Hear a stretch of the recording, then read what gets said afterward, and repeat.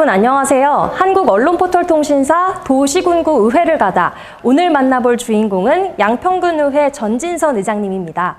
양평군은 경기도에 남아있는 마지막 세 군 중 하나로 경기도에서 가장 넓은 기초자치단체이자 군지역으로서는 드물게 인구 증가 추세에 있다고 하는데요. 앞으로 양평군이 어떤 방향으로 나아가게 될지 전진선 의장님께 직접 여쭤보도록 하겠습니다.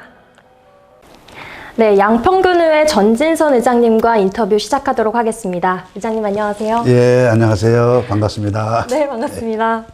제8대 양평군의회 의장님이 되셨는데 의장님으로서 후반기 주요 추진 방향은 어떻게 되나요? 예, 의장이 돼서 이제 군의회 또 군정을 한다는 것이 상당히 부담스럽습니다. 그래서 의장이 돼서 후반기에는 저희들이 전반기에도 했던 것처럼 열린 의회, 그 다음에 찾아가는 의회, 그 다음에 소통하는 의회를 만들기 위해서 노력하겠습니다. 특히 의회를 의회답게 만드는데 최선을 다해서 하겠습니다. 그리고 우리 의원들과 함께 소통하는 그런 의회가 되도록 노력하겠습니다. 네. 초선으로 보낸 인연과 의장으로 맞을 인연은 마음가짐부터 다를 것 같은데요. 지난 주요 활동과 앞으로의 계획을 좀 간추려서 말씀해 주실 수 있을까요? 예, 제가 공직 생활을 마치고 이제 의회 의원이 돼서 이제 2년 동안을 보냈는데요. 처음 하는 그 군정이라서 굉장히 어렵기도 했습니다. 그래서 또 분야도 여러 분야를 일을 했어야 되기 때문에 뭐 쉼 없이 달려오긴 했지만 부족한 것이 많았더라고 생각합니다.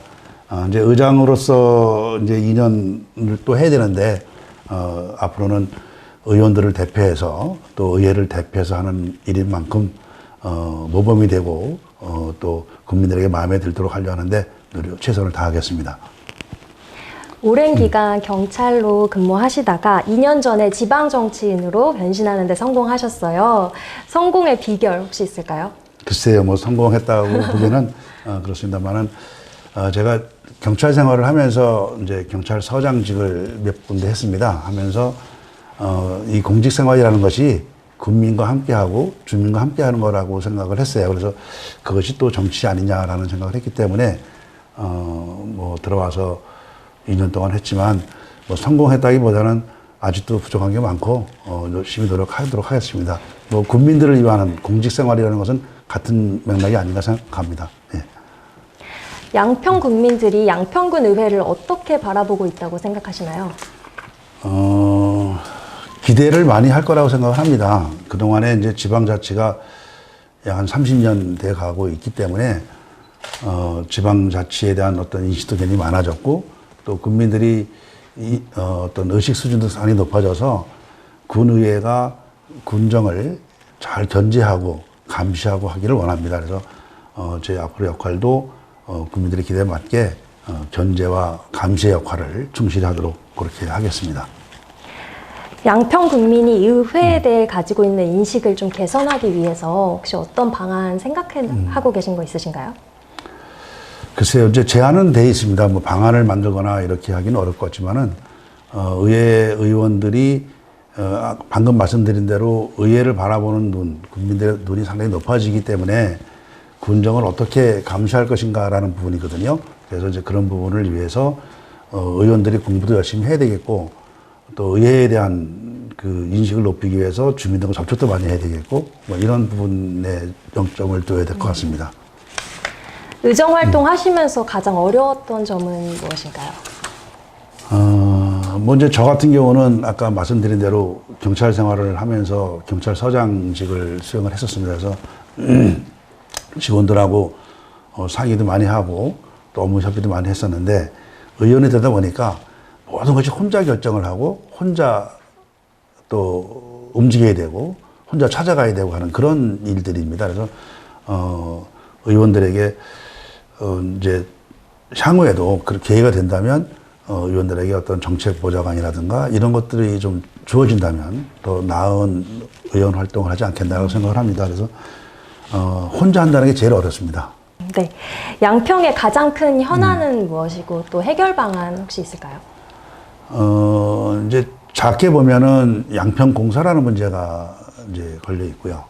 그 다음에 이 양평 지역이 규제 지역이기 때문에 발전에 져야 된다는 그런 두 가지 큰 과제가 있습니다. 그래서 양평 공사 문제는 현재 집행부에서 조직 개편 작업을 하고 있지만 국민들이 바라보는 눈은 그렇지 않습니다. 국민들 너무 지체되고 또 현재 공사에서 이루어지는 일들이 국민들에게 마음에 들지 않은 부분들이 많기 때문에 좀 더 집행부가 속도를 내야 된다라는 바람을 하고 규제 개혁을 위해서는 뭐 국회의원을 통해서 아니면 중앙정부를 통해서 양평 지역이 좀 더 기업하기 좋은 도시 또 살기 좋은 도시로 만드는데 최선을 이렇게 역점을 둬야 되지 않나 그렇게 생각을 합니다. 의장님이 생각하시기에 의회와 집행부 간의 역할과 입장은 어떻게 될까요?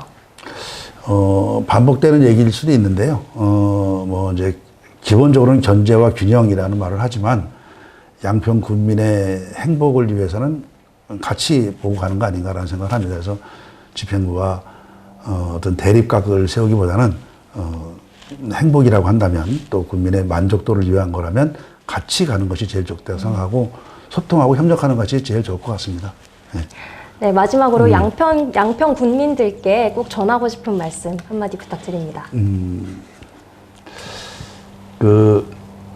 제가 이제 경직 생활을 하고 처음 이제 마치고 군의원 생활 2년 하면서 국민들이 많이 도와주셔서 나름대로 군정 생활할 수 있도록 도와줘서 감사드립니다. 이 모든 것이 이제 저를 또 믿고 따라주셨던 거고요. 제가 무소속으로 군의원이 될 때 저를 또 지원해 주셨던 부분도 있고 해서 감사드리고 이제 앞으로 나름대로 제가 공직에서 했던 경륜이나 이런 것을 한번 펼쳐서 우리 양평 군의회의 위상을 좀 더 나은 방향으로 하는데 하나의 어떤 미랄이 될 수 있도록 노력하겠습니다. 늘 응원해 주셔서 우리 국민 여러분 감사드립니다. 감사합니다. 네, 이렇게 양평군의회 전진선 의장님과 인터뷰 나눠보았습니다. 인터뷰 응해주셔서 감사합니다. 예, 고맙습니다.